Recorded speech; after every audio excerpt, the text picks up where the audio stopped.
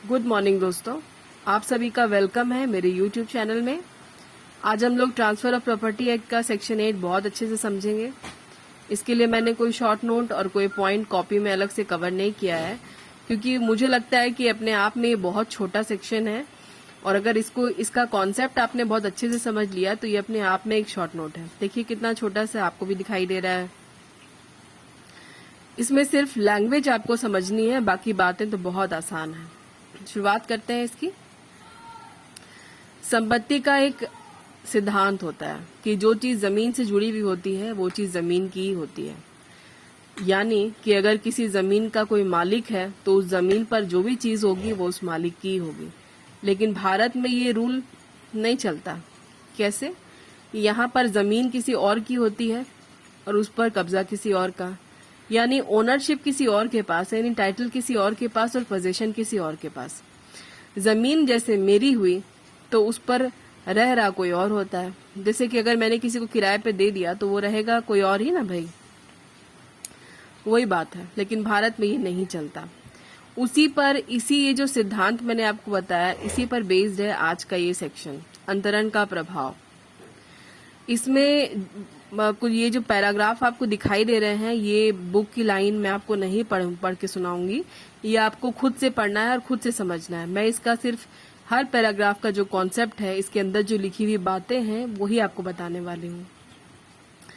देखिए, सबसे पहला पैराग्राफ में वो बोल रहा है कि जब भी आप किसी प्रॉपर्टी का ट्रांसफर करते हैं और जिस दिन आप ट्रांसफर करते हैं उसी दिन से आपके जो राइट्स हैं उस प्रॉपर्टी में, आपके जो इंटरेस्ट हैं, वो जिसको आपने ट्रांसफर किए हैं, यानी ट्रांसफरी जो होता है, उसके पास तुरंत चले जाते हैं। ये लिखा हुआ है उसमें। और अगर आप उसको एब्सोल्यूट ट्रांसफर नहीं करना चाहते हैं, यानी कि आप अपने पास में कुछ राइट सिक्योर करना चाहते हैं, रखना चाहते हैं, तो ऐसा भी आप ट्रांसफर करते समय आपने जो अपना कॉन्ट्रैक्ट रेडी करवाया है उसमें आप लिख सकते हैं कि आप अपने कुछ अधिकार, अपने कुछ हित अपने पास ही रखना चाहते हैं। एब्सोल्यूट, लिमिटेड, कंडीशनल ट्रांसफर, ये मैं पहले वीडियो में आपको बता चुकी हूँ। आप सेक्शन 5 मेरा देख सकते हैं वीडियो में जा करके। इसमें यही बोला जा रहा है पहले पैराग्राफ में कि जिस दिन आपने प्रॉपर्टी का ट्रांसफर किया उस दिन से आपके सारे राइट्स जो हैं, अगर आप देना चाहते हैं तो वो एब्सोल्यूटली उसी व्यक्ति के पास चले जाएंगे जिसको आपने प्रॉपर्टी का ट्रांसफर किया है। और अगर आप अब कुछ राइट सिक्योर करके अपने पास रखना चाहते हैं तो बेशक रख सकते हैं, ऐसा भी प्रोविजन डाल सकते हैं। अब वो कह रहा है कि इसके साथ साथ में कुछ विधिक प्रसंगति भी जुड़ी हुई है।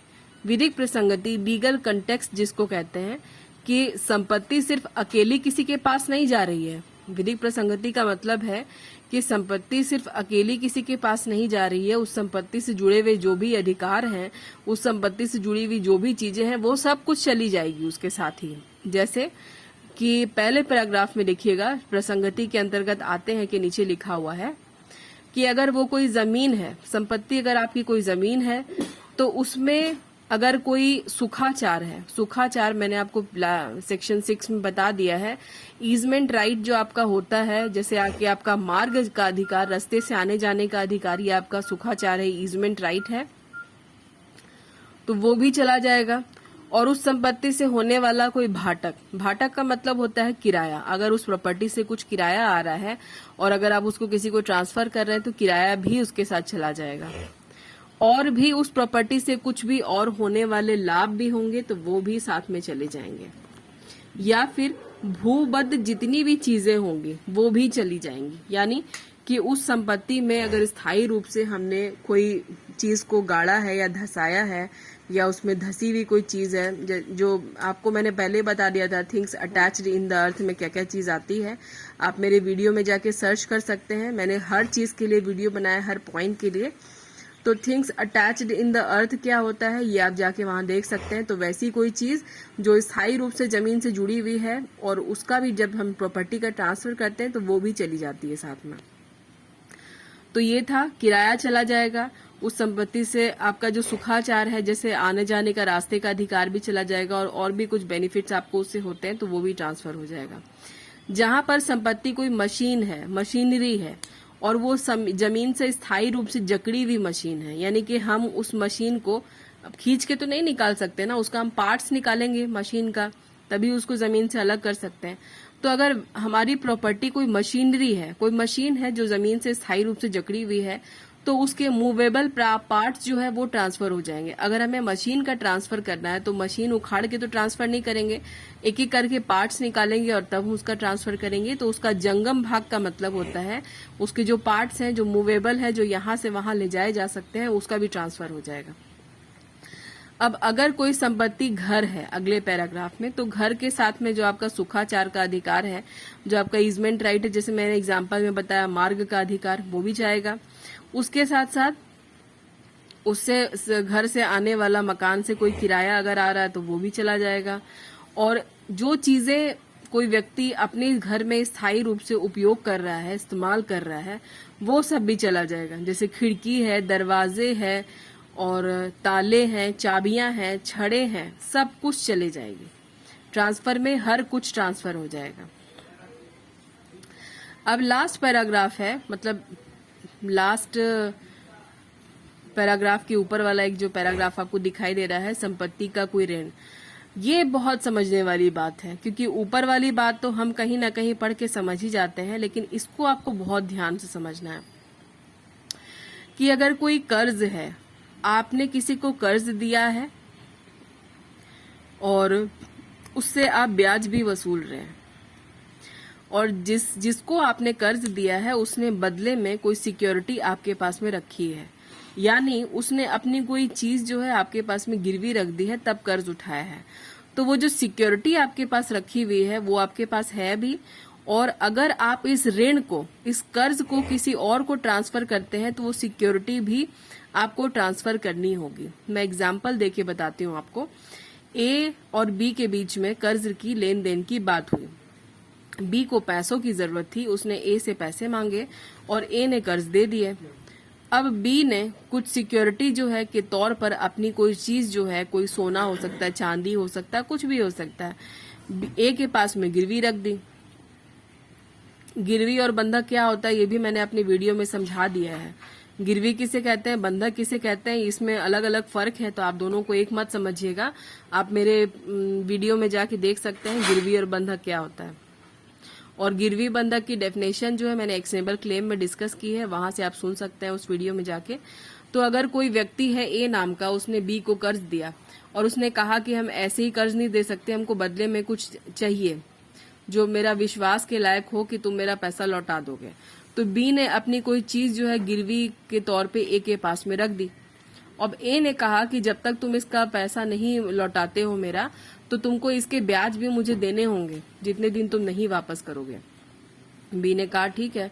तो बी जब तक पैसा नहीं लौटा रहा है तब तक ब्याज भी दे रहा है, और वो सिक्योरिटी की जो चीज है, सिक्योरिटी के तौर पे जो रखी हुई है, वो भी ए के पास में है। अब ए क्या करता है, सी नाम के व्यक्ति को वो ऋण जो है, वो कर्ज जो है, वो अंतरण कर देता है, यानी ट्रांसफर कर देता है वो कर्ज। तो वो अब सी के पास चला गया। अब सी क्या करेगा, सी को यह अधिकार हो गया कि वो बी से कर्ज वसूलेगा। तो जब ये ऋण जब अंतरण हो रहा होगा तो उसके साथ साथ में वो जो सिक्योरिटी होगी वो भी अंतरित हो जाएगी, अंतरिती के पास चली जाएगी। और अब आती है इसमें एक बात कि इसमें ब्याज की बकाया नहीं। इसका क्या मतलब है कि जो बकाया के तौर पे जो ब्याज जो है ए बी से वसूल कर रहा है वो ट्रांसफर नहीं कर सकता। यानी ट्रांसफर करने के पहले अगर ए ने बी से कुछ ब्याज वसूली है तो वो उसका ट्रांसफर नहीं करेगा। हाँ, लेकिन लास्ट पैराग्राफ में ये दिया हुआ है कि जैसे ही हम प्रॉपर्टी का ट्रांसफर कर देते हैं, अब प्रॉपर्टी अगर कर्ज है तो कर्ज के साथ में सिक्योरिटी तो जा ही रही है, और उस जब तक वो कर्ज को नहीं चुकाएगा तब तक जो उसको ब्याज देनी पड़ेगी वो भी फिर बाद में सी वसूल करेगा। यानी बाद में ब्याज भी वसूली जा सकती है, लेकिन ट्रांसफर के पहले जो ब्याज आ रही है ए को वो बी को सी को ट्रांसफर नहीं कर सकता। तो यहाँ पर अगर आप किसी को अपना कर्ज अंतरण करते हैं तो उसके साथ साथ में आपको उस कर्ज की जो सिक्योरिटी है वो भी ट्रांसफर करनी होगी, लेकिन आप जो ब्याज वसूल रहे हैं वो ब्याज जो आप ट्रांसफर नहीं कर सकते। लेकिन जैसे ही कर्ज का ट्रांसफर हो जाता है उसके बाद जो ब्याज आती है वो फिर दूसरा व्यक्ति उससे वसूल करेगा जिसको कर्ज का ट्रांसफर हो गया है। सेक्शन 8 बहुत इम्पॉर्टेंट नहीं है, सेक्शन 6 के जितना तो बिल्कुल भी नहीं है, लेकिन फिर भी आपको इसको एक बार पढ़ना ज़रूर है। आज के लेक्चर में बस इसमें इतनी ही बातें हैं। सेक्शन 8 इतना ही कहता है, इसमें और कुछ खास बात नहीं है ज़्यादा। उम्मीद करती हूँ कि आपको मेरी बातें पसंद आई होगी, आपको मेरी बातें समझ में आई होगी और आपकी पढ़ाई बहुत अच्छे से चल रही होगी। आपकी कोई प्रॉब्लम या कोई समस्या हो तो आप नीचे कमेंट सेक्शन में ज़रूर बताइए मुझे, मैं ज़रूर उसका जवाब दूंगी। मैं इस चीज़ का वेट ही करते रहती हूँ कि आप लोग कब कमेंट सेक्शन में मुझसे सवाल पूछेंगे और मैं उसका जवाब दूंगी। आपको मेरा लेक्चर पसंद आता है, मेरी पढ़ाई समझ में आती है और आने वाली वैकेंसी बिहार की 32nd के लिए आप वाकई में बहुत सीरियस हैं, तो आप मेरे चैनल को सब्सक्राइब कीजिए, बेल आइकन प्रेस कर लीजिए ताकि आपको मेरे वीडियो समय समय पर फटाफट और जल्दी से जल्दी मिलते रहें। अपने उन दोस्तों में शेयर कीजिए जिनको इसकी बहुत ज़रूरत है। लेकिन अगर आपको मेरी पढ़ाई समझ में नहीं आती है तो आप बिल्कुल भी मेरे चैनल को सब्सक्राइब मत कीजिए। अब आपसे मुलाकात होगी अगले लेक्चर में, अगले वीडियो के साथ में, और अगला टॉपिक होगा मेरा एडमिनिस्ट्रेटिव लॉ से, और वो अगला टॉपिक है डेलीगेटेड लेजिस्लेशन।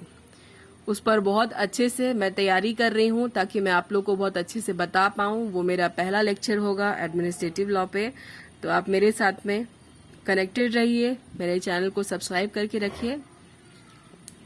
मिलते हैं आपसे अगले वीडियो में, तब तक के लिए टेक केयर।